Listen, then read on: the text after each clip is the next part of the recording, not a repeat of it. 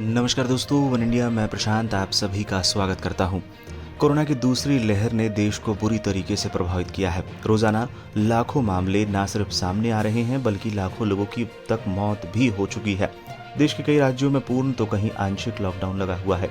जरूरत के सामानों को छोड़कर लगभग सभी चीजों पर रोक लगी हुई है। अभी देश की अर्थव्यवस्था पहले लॉकडाउन की मार से संभली भी नहीं थी कि देश को फिर से लॉकडाउन की मार झेलनी पड़ रही है। कोरोना ने अर्थव्यवस्था को अपनी चपेट में पूरी तरीके से ले लिया है। देश में पिछले महीने में कई राज्यों में संक्रमण के प्रसार को रोकने के लिए लॉकडाउन का सहारा लिया और इसका असर व्यापारियों पर बुरी तरीके से पड़ा है।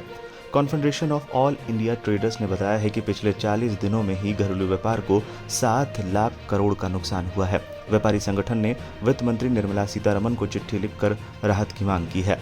Confederation of all India traders ने वित्त मंत्री निर्मला सीतारमण को लिखी चिट्ठी में लॉकडाउन की मार झेल रहे लाखों व्यापारियों के लिए राहत की मांग की। शुक्रवार को वित्त मंत्री को लिखे चिट्ठी में व्यापारी संगठन ने कहा है कि पिछले 40 दिनों में देश के अलग अलग राज्यों में लॉकडाउन और नाइट कर्फ्यू की वजह से घरेलू व्यापार को 7 लाख करोड़ का नुकसान हुआ है। Confederation of all India traders ने वित्त मंत्री को लिखे पत्र में व्यापारियों के लिए जल्द से जल्द एक राहत पैकेज की बात कही है। साथ ही जीएसटी और आयकर जमा करने की तारीखों को 31 अगस्त 2021 तक बढ़ाने का आग्रह भी किया है। व्यापारी संगठन ने कहा व्यापारियों का घाटा लगातार बढ़ रहा है। साथ ही उन्होंने ये भी मांग की कि बैंकों को लॉकडाउन के दौरान व्यापारियों को दिए गए लोन पर कोई ब्याज नहीं लेने का भी निर्देश वित्त मंत्री दे।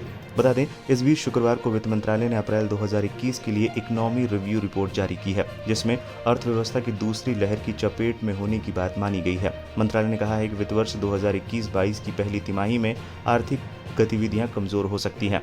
वहीं अभी इस हफ्ते सीएमआईई ने जारी अपनी ताजा रिपोर्ट में दावा किया है कि इस साल मार्च के मुकाबले अप्रैल महीने में 70 लाख लोगों की नौकरियां गई है। जैसा कि आपको पता है कि पिछले लॉकडाउन के समय सरकार ने 20 लाख करोड़ के राहत पैकेज का ऐलान किया था, लेकिन अभी तक सरकार की तरफ से ऐसा ऐलान नहीं आया है।